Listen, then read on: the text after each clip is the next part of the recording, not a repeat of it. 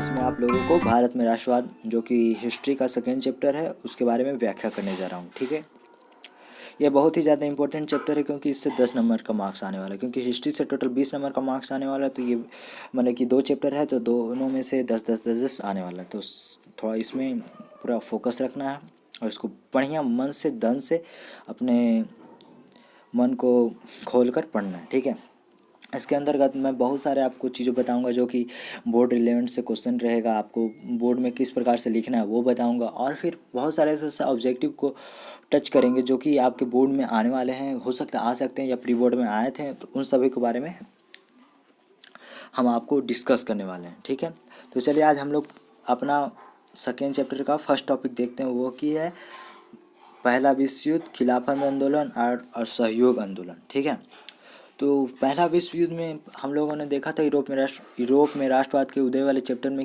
किस प्रकार से फर्स्ट वर्ल्ड वार स्टार्ट हुआ था। तो फर्स्ट वर्ल्ड वार कब हुआ था, तो 1914 से लेके 1918 तक चला था। ठीक है, जस्ट इन जनरल नॉलेज के लिए।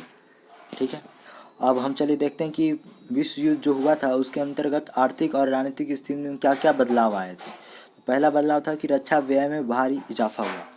हम अभी पहले आपको बता देते हैं, लेकिन फिर बाद में लास्ट में आपको ये इन डेप्थ में डिस्कशन करेंगे। ठीक है, उसके बाद फिर खर्चे की भरपाई के लिए मुद्दों युद्ध के नाम पर कर्ज लिया गया, फिर सीमा शुल्क को बढ़ा दिया गया, फिर है आपके आयकर शुरू किया गया और करों में वृद्धि की गई, और गांव में सिपाहियों का जबरन भर्ती किया गया। देखिए, जबरन भर्ती का अर्थ होता है कि जबरदस्ती सेना में भर्ती करना। तो भारत के लोग थे, अंग्रेजों के द्वारा जबरन भर्ती किए गए। ठीक है, अब हम देखते हैं इसके डिस्कशन। तो इसमें डिस्कशन में यह था कि पहले रक्षा व्यय मतलब जो हम लोग का सेना था उसमें पैसा दिया गया। उसके बाद फिर जो खर्चे की वहाँ भरपाई होने वाली थी, मतलब जो वहाँ युद्ध हुआ उसके नाम पर जो खर्चा हुआ था उसके लिए कर्ज दिया गया। फिर सीमा शुल्क बढ़ा दिया, जैसे कोई एक एरिया तो यहाँ जाने के लिए पैसा लगेगा और इधर जाने के लिए भी पैसा लगेगा, मतलब एक दूसरे तरफ जाने के लिए पैसा लगेगा। उसके बाद फिर था कि आयकर शुरू किया गया और करों में वृद्धि की गई। ठीक है, ये सब हुआ। और उसके बाद फिर गांव में जो सिपाही थे उन लोगों को जबरन भर्ती किया गया। किसके द्वारा जबरन भर्ती किया गया, तो वह अंग्रेज थे। चलिए अब हम लोग देखते हैं सत्याग्रह का विचार। जो सत्याग्रह का विचार है वह महात्मा गांधी के द्वारा आया था। महात्मा गांधी 1915 में भारत आए थे, तो वह अफ्रीका से भारत में आए थे। अफ्रीका में एक आंदोलन चल रहा था तो उसी को करके यहाँ भारत में आए। तो अब सत्याग्रह के विचार में 2 बात पर जोर दिया गया है, अब उसके बारे में देखते हैं। ये आता है, ये भी 2 नंबर का क्वेश्चन में आ सकता है कि आपके सत्याग्रह के जो विचार हुए थे उसमें किस किस बातों पर जोड़ दिया गया था। 1 नंबर वाले क्वेश्चन में आते हैं, या ऑब्जेक्टिव टाइप में से जिसमें फिल इन द ब्लैंक्स रहता है वो आ सकते हैं। ठीक है, तो इसको ध्यान में रखना है। तो उसमें पहला था कि सत्य की शक्ति पर आग्रह या और सत्य की इस खोज पर। ठीक है, तो महात्मा गांधी ने 3 आंदोलन करवाए ऐसे उन्होंने तो बहुत सारे ऐसे आंदोलन करवाए, लेकिन फर्स्ट टॉपिक में जिसमें सत्याग्रह का विचार है उसमें 3 आंदोलन हम लोग देखते हैं कि महात्मा गांधी के द्वारा जो चलाए गए सत्याग्रह के विचार के अंदर जो कुछ आंदोलन थे वो किस प्रकार से थे। तो वह हम सिंपली कहेंगे कि आपके 3 भागों में बटा हुआ था। पहला था कि 1917 में बिहार का चंपारण आंदोलन, फिर 1917 में जो कि दिसंबर में हुआ था गुजरात के खेड़ा जिलों के आंदोलन। उसका फिर एक था 1918 की अहमदाबाद के सूती कपड़ा कारखानों के मजदूरों का आंदोलन। ठीक है, तो पहला का मेन रीज़न था क्योंकि मतलब अंग्रेज़ों के द्वारा ये बोला जा रहा था कि बागान की खेती की जाए, उस बागान में नील उगाया जाए, तो नील खेती के लिए उन्होंने संघर्ष रूप से प्रेरित किया। इसके लिए उसको दमन करने के लिए, उसको मतलब ख़त्म करने के लिए सत्याग्रह किया। उसका सेकंड है कि मतलब लगान वसूली में कमी की जाए, उसके लिए आपके गुजरात के खेड़ा आंदोलन के लिए सहायता दिया। तो किस लिए कम की जाए, क्योंकि वहाँ फसल ख़राब हो गया था और प्लेग रोग हो गया था, जिसके वजह से वहाँ के लोगों में बहुत ही सारी मतलब दिक्कतें होने लगी थी आपके लगान को लेकर। ठीक है, अब आता है अहमदाबाद के सूती कपड़ा कारखाना। तो यहाँ मतलब यह हुआ था कि वहाँ के जो भी सूती मालिक कपड़ा कारखाना मालिक थे वो ज़्यादा कर वसूलने लगे थे और कम पैसा दे रहे थे, जिसके वजह से वहाँ आंदोलन हुआ। अब चलिए हम लोग देखते हैं रॉलेट एक्ट। रॉलेट एक्ट के अंदर जो प्रावधान था, पहला था कि देखिए एक जो राजनीतिक गतिविधियाँ नहीं थी उसको कुचला गया, और जो राजनीतिक मतलब आपके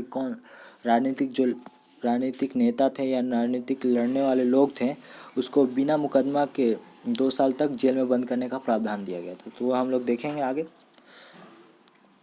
रॉलेट एक्ट आपको इम्पेरियल लेजिस्लेटिव काउंसिल के द्वारा पारित किया गया था। ठीक है, अब इसके अंतर्गत हम विशेषता देखते हैं।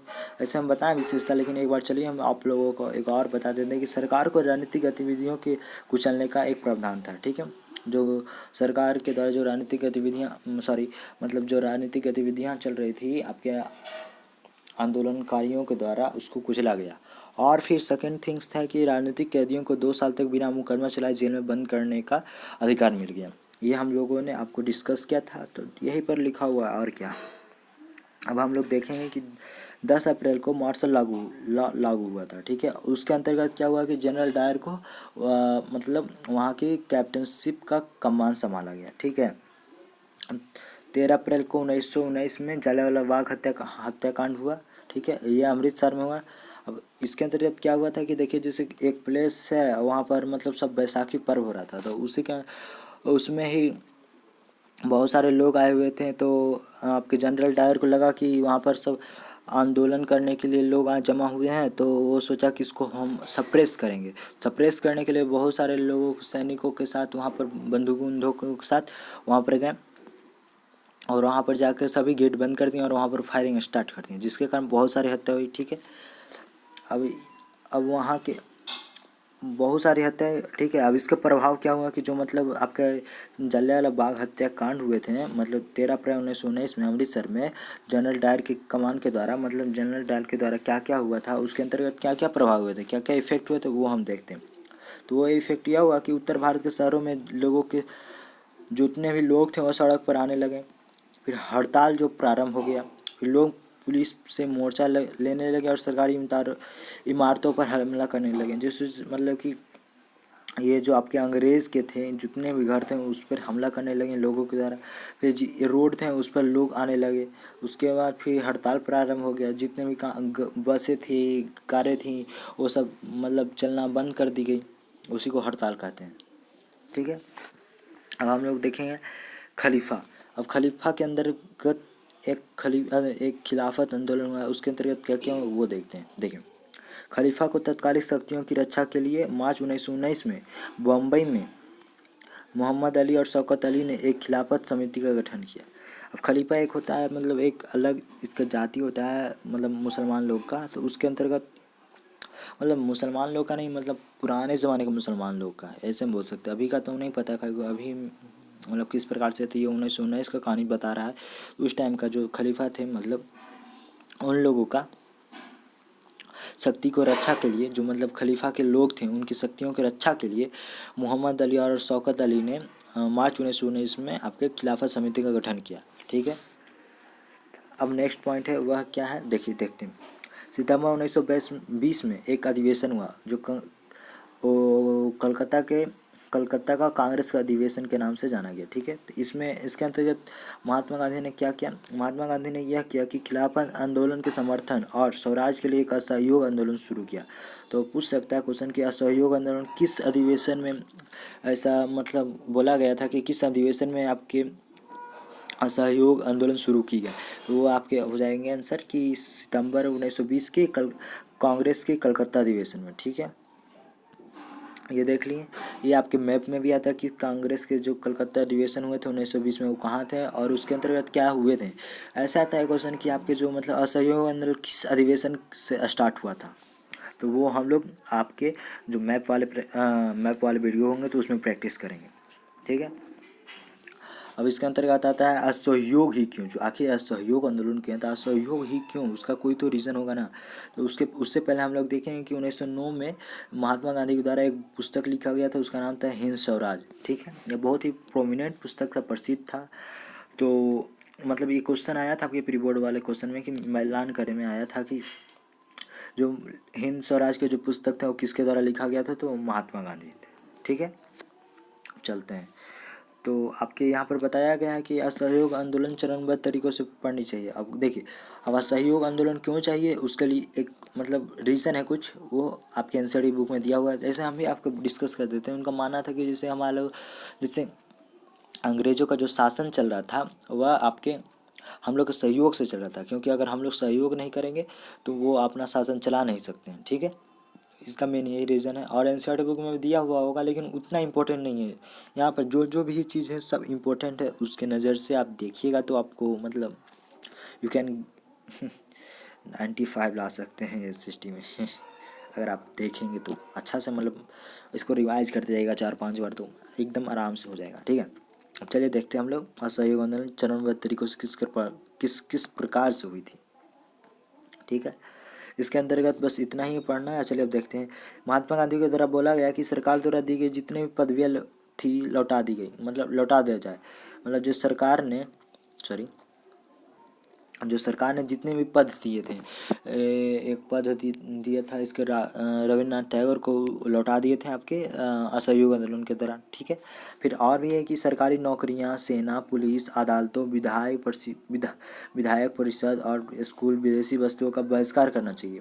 ठीक है, बहिष्कार करना चाहिए मतलब ये होता है कि देखिए जैसे मतलब कोई भी चीज़ है ना तो उसका हम यूज़ नहीं करेंगे, नो यूज। ठीक है, तो वो बहिष्कार किया। फिर आपके जो जितने भी मतलब अंग्रेजों से रिलेटेड थे, जैसे वहाँ की सेना, फिर पुलिस, फिर वहाँ का स्कूल भी तो सैनिक द्वारा था, फिर सरकारी नौकरी, क्योंकि उस टाइम जो सरकारी था वो अंग्रेज़ का था। तो सरकार, क्योंकि वहाँ सरकार जब अंग्रेज़ का था तो जो सरकारी नौकरी भी तो अंग्रेज़ की तरह हुआ। ठीक है, नवंबर 1920 में एक विधायक परिषद हुआ था। विधायक परिषद के अंतर्गत मतलब आपके ये कौन है, पंडित जवाहरलाल नेहरू, मोतीलाल नेहरू और एक और आदमी थे जिनके द्वारा आपके विधायक परिषद का चुनाव हुआ था। ठीक है, अब देखते हैं दिसंबर 1920 में कांग्रेस का नागपुर अधिवेशन हुआ था। ठीक है, ये एकदम बहुत ही मतलब थोड़ा सा इम्पोर्टेंट है और शो करने के लिए भी आता है। इम्पोर्टेंट तो सब चीज़ है ही।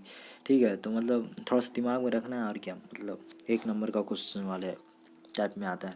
इसमें एक समझौता और असहयोग आंदोलन के जो कार्यक्रम थे उसको उस पर स्वीकृति का मोहर लग गया। एक किसके द्वारा स्वीकृति पर मोहर लगा था, वो आपके कांग्रेस के द्वारा हुआ था। क्योंकि पहले मतलब कांग्रेस के द्वारा नहीं माना गया था कि हम लोग आपके असहयोग आंदोलन को स्टार्ट करें। ठीक है, तो उसमें यही बोला गया था कि मतलब जो आपके दिसंबर 1920 वाले कांग्रेस के जो आंदोलन हुए थे उसमें कांग्रेस का भी सपोर्ट मिलना स्टार्ट कर गया। किसको सपोर्ट मिला, तो असहयोग आंदोलन को। बताएं कि असहयोग आंदोलन को आपके कांग्रेस के द्वारा सपोर्ट मिल गया। तो ये याद रखना है दिसंबर 1920 वाला।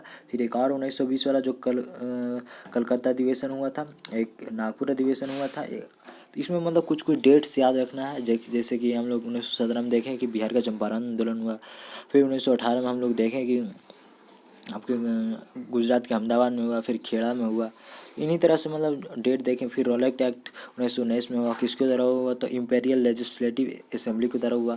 फिर वो क्या चीज़ कहते हैं, जालियांवाला बाग हत्याकांड, वो कब हुआ, तो 1919 में हुआ। यही सब चीज़ है जो आपको मतलब थोड़ा सा ध्यान में रखना है। ये सब 1 नंबर वाले क्वेश्चन में बहुत ही प्रोमिनेंट है, तो आते रहता है। ठीक है, तो अब आज के लिए इतना ही है।